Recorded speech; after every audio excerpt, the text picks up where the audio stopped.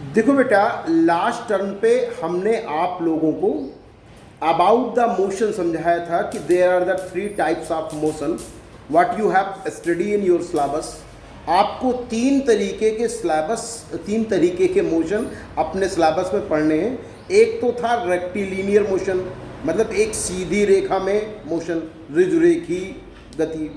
दूसरा था circular motion, जिसमें बॉडी एक सर्किल में घूमती है। और तीसरा था ऑसिलेटरी मोशन, जिसमें बॉडी अपनी एक मीन पोजीशन के इधर उधर दोनों तरफ जाती है। तो 3 टाइप के मोशन हैं और आपको अपने इस क्लास में केवल रेक्टिलिनियर या स्ट्रेट लाइन मोशन ही पढ़ना है। लेकिन स्ट्रेट लाइन मोशन आप पढ़ सकें, एक सरल रेखा में गति को पढ़ सकें, उसके लिए ज़रूरी है कि सबसे पहले आप कुछ चीज़ों को समझ लें। देखो, किसी फिजिकल क्वांटिटी या भौतिक राशि को रिप्रेजेंट करने के लिए हमारे पास उनको 2 कैटेगरी में डिवाइड किया जाता है। एक तो बेटा वो क्वांटिटी जिन्हें हम स्केलर क्वांटिटीज कहते हैं, which only needs magnitude for their complete representation. कुछ ऐसी क्वांटिटीज हैं, फिजिकल क्वांटिटीज हैं, जिनको पूरी तरीके से निरूपित करने के लिए केवल मैग्नीट्यूड चाहिए। मैग्नीट्यूड का मतलब उनका न्यूमेरिक वैल्यू और यूनिट। हमें उनकी डायरेक्शन बताने की ज़रूरत नहीं है। जैसे हमने कहा कि तुम्हारा वेट कितना है, तो तुमने कहा सर 50 kg, तो 50 kg क्या हो गया, 50 हो गया न्यूमेरिक वैल्यू और kg हो गया यूनिट। तो ये अब हमें बताना नहीं किस डायरेक्शन में, कहीं वेट इधर तो होता नहीं। तो अगर मैंने आपसे कहा व्हाट इज द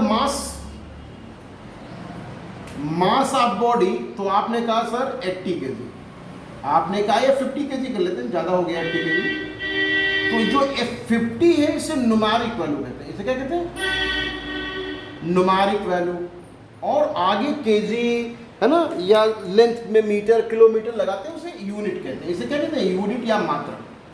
तो अगर हमें और पूरे को, अगर मैं इतने पूरे की बात करूं तो पूरी इस बात को मैग्नीट्यूड कहते हैं, परिमाण। किसी फिजिकल क्वांटिटी का परिमाण जो होता है इसे हम मैग्नीट्यूड कहते हैं। तो अगर हमें किसी फिजिकल क्वांटिटी को रिप्रेजेंट करने के लिए सिर्फ मैग्नीट्यूड की जरूरत पड़े, मतलब उनके न्यूमेरिक वैल्यू और यूनिट की जरूरत हो, हमें उनके डायरेक्शन को बताने की जरूरत ना हो, तो उन्हें हम स्केलर क्वांटिटी कहते हैं। तो अगर आपसे कहा जाए स्केलर क्वांटिटी क्या है, हिंदी में बोलते हैं अदिश राशियां। अदिश माने जिसमें दिशा ना हो, अदिश, दिश माने दिशा, अदिश माने दिशा की जरूरत नहीं। तो अदिश राशियां या स्केलर क्वांटिटी वो हैं ऐसी फिजिकल क्वांटिटी जिनको पूरी तरीके से रिप्रेजेंट करने के लिए, इन्फॉर्म करने के लिए, स्पेसिफाई करने के लिए, कोई भी वर्ड इस्तेमाल करें आप, हमें मैग्नीट्यूड की ही सिर्फ ज़रूरत होती है, उनके डायरेक्शन की नहीं। उन्हें हम स्केलर क्वांटिटी या हिंदी में अदिश राशियां कहते हैं। Those physical quantities which only need, which only means केवल, विच ओनली नीड्स मैग्नीट्यूड, मतलब उनको सिर्फ मैग्नीट्यूड की ज़रूरत होती है। मैग्नीट्यूड मीन्स न्यूमेरिक वैल्यू और unit. For their complete representation, they are called as scalar quantities. बात समझ आई? ऐसी quantities which only needs magnitude for their complete representation, they are called scalar quantities. दूसरी टाइप की quantities होती हैं which are called vector quantities. Vector quantities को हिंदी में सदिश राशियां कहते हैं। सदिश राशियां वे राशियां होती हैं जिनको रिप्रेजेंट करने के लिए हमें दिशा भी बतानी पड़ती है। जैसे मैं आपसे पूछूं लखनऊ यहाँ से किधर और कितने किलोमीटर, तो आप कहोगे लखनऊ की लोकेशन क्या है, तो आप कहोगे सर उन्नाव से 54 किलोमीटर है ना, इस तरफ चले आओ, इस तरफ चले आओ 54 किलोमीटर। इसका मतलब आपको दिशा बतानी पड़ेगी। अगर हम आपसे बड़े चौराहे में और हम पूछे स्टेशन किधर है, तो आपको स्टेशन के लिए बताना पड़ेगा ना, इधर है, इधर चले जाओ 100 मीटर 50 मीटर। तो हमें लोकेशन बताने के लिए, वेलोसिटी बताने के लिए, फोर्स बताने के लिए we need magnitude of the quantity as well as its direction.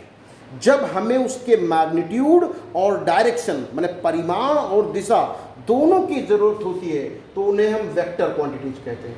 That means it needs magnitude as well as direction of the physical quantity, उन्हें हम वेक्टर क्वांटिटी कहते हैं। तो ये बात तुम लोगों को समझ में आ गई? कहने का मतलब है अगर हमें उन्हें कंप्लीटली रिप्रेजेंट करने के लिए सिर्फ मैग्नीट्यूड की जरूरत पड़े, डायरेक्शन की नहीं, तो उन्हें स्केलर क्वांटिटीज कहते हैं।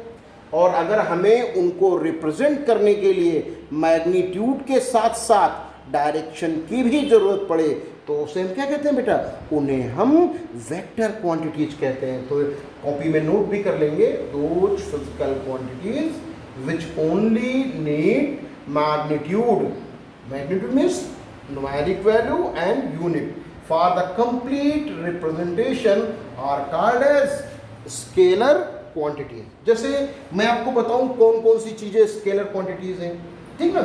स्केलर क्वांटिटीज कौन सी होती है? जैसे मैं आपसे कहूं डिस्टेंस, अगर मैं सिर्फ ये पूछूं कि कानपुर कितने किलोमीटर होगा, तो आप कहोगे सर कानपुर 20 किलोमीटर होगा, ठीक? तो इसका मतलब हमें सिर्फ इतना बताना है।